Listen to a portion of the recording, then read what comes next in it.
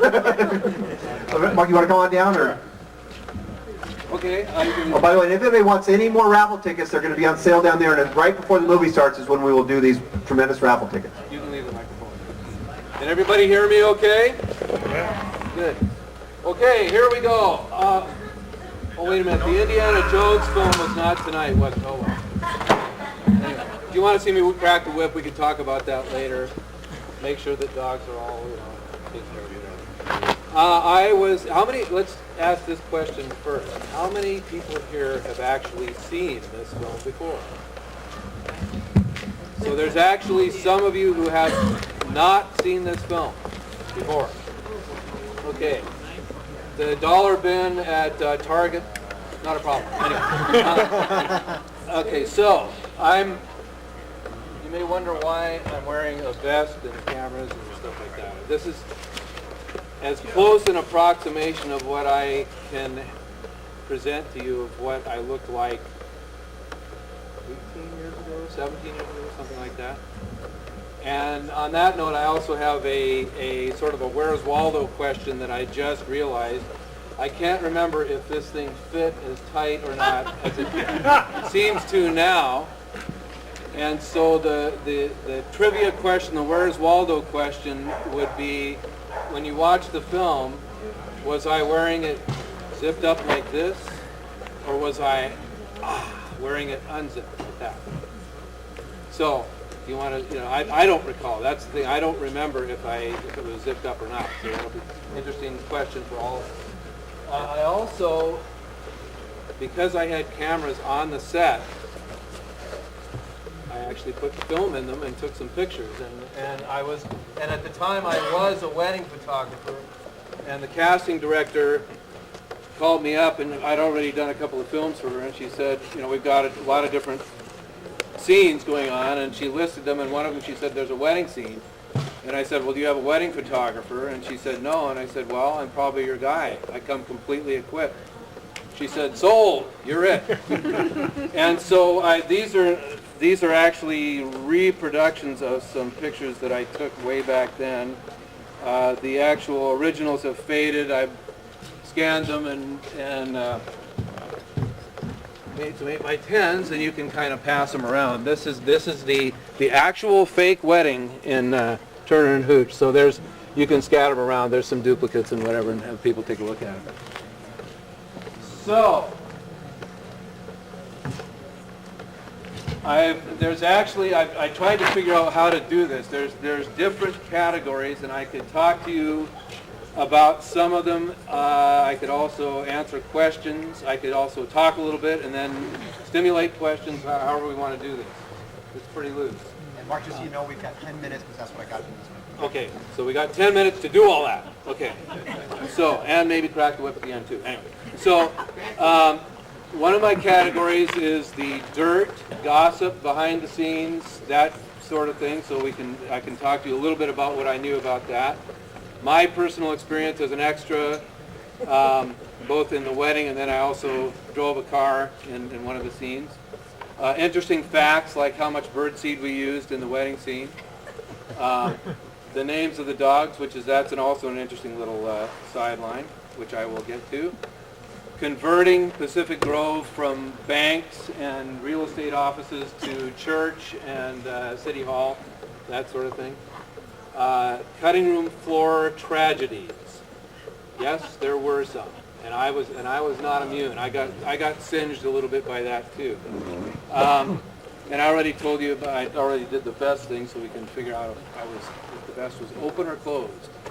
Okay, so any of that stuff sound interesting? Who wants to hear a little bit of the gossip and the dirt about the movie? Okay.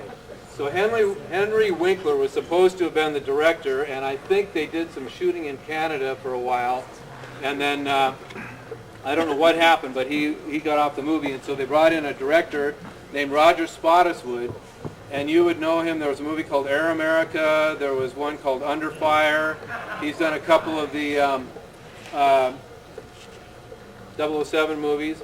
Pretty solid director, and he was a great director to work with. The gossip or the little bit of tension on the set was, I think that the first assistant director thought that somehow if the original director was fired or quit or whatever, that he should just be moved up in rank. And apparently that's not the way it happens. There's a hierarchy in the unions.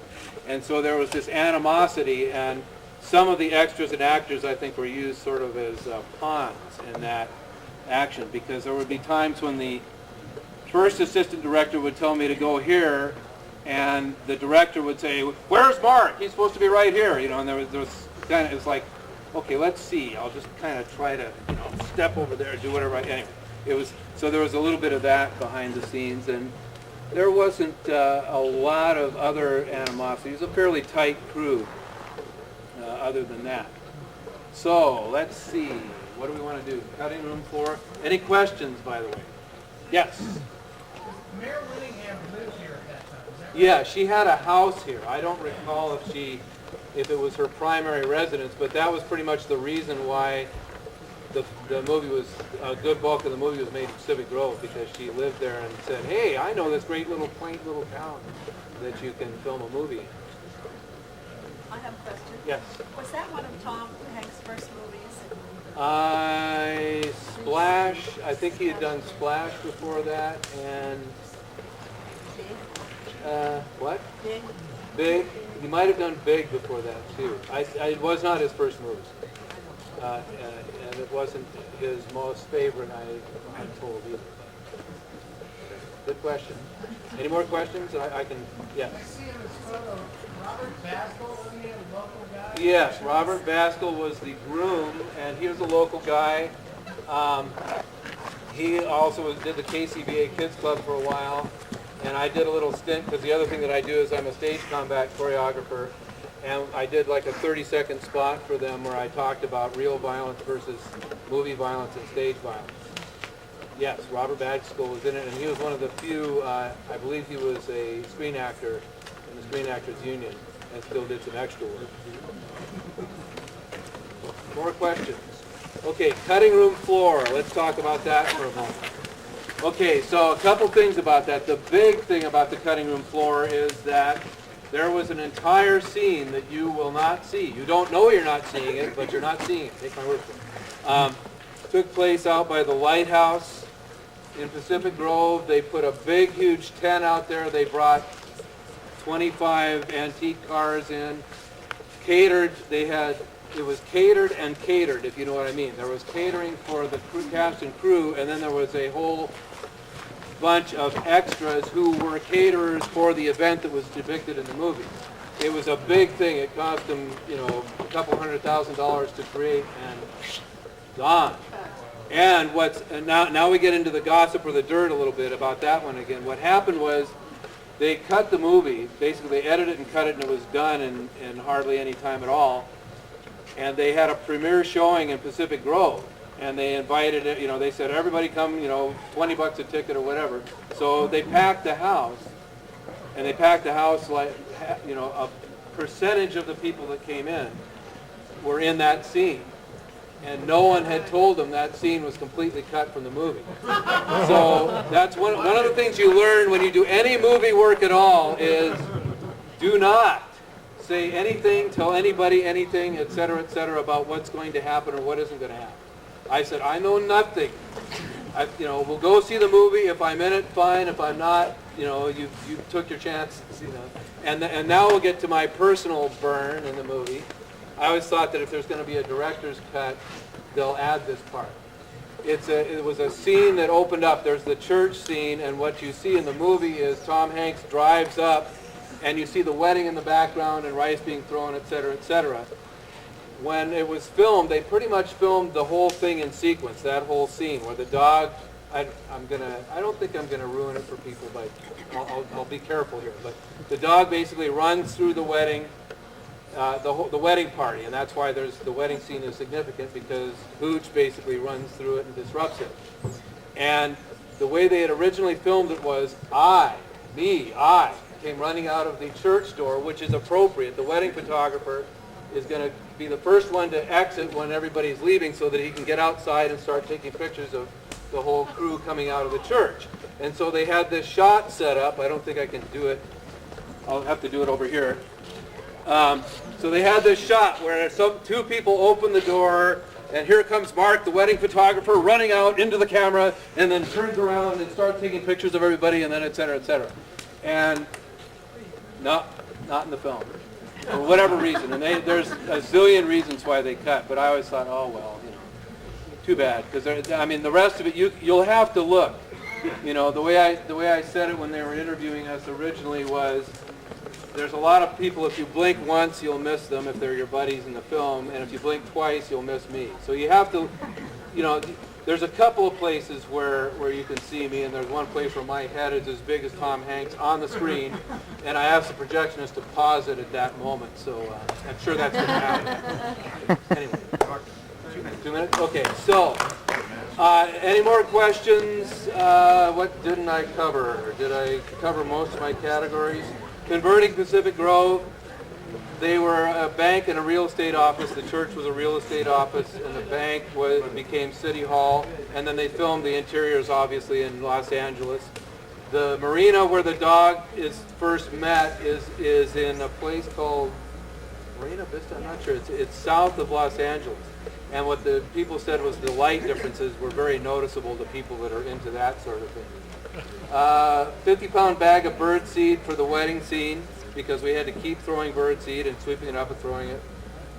Beasley, I have to mention Beasley since you did.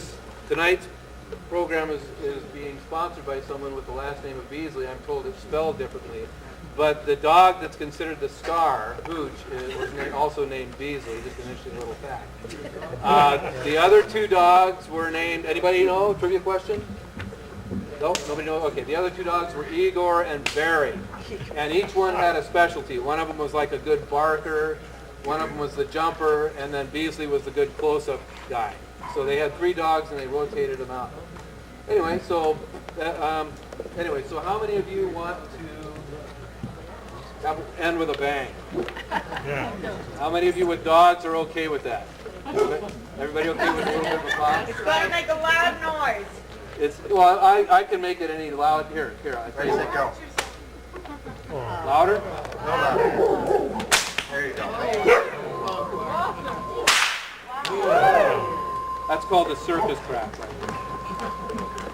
Mark Shuler, our own Hollywood extra. Enjoy the movie.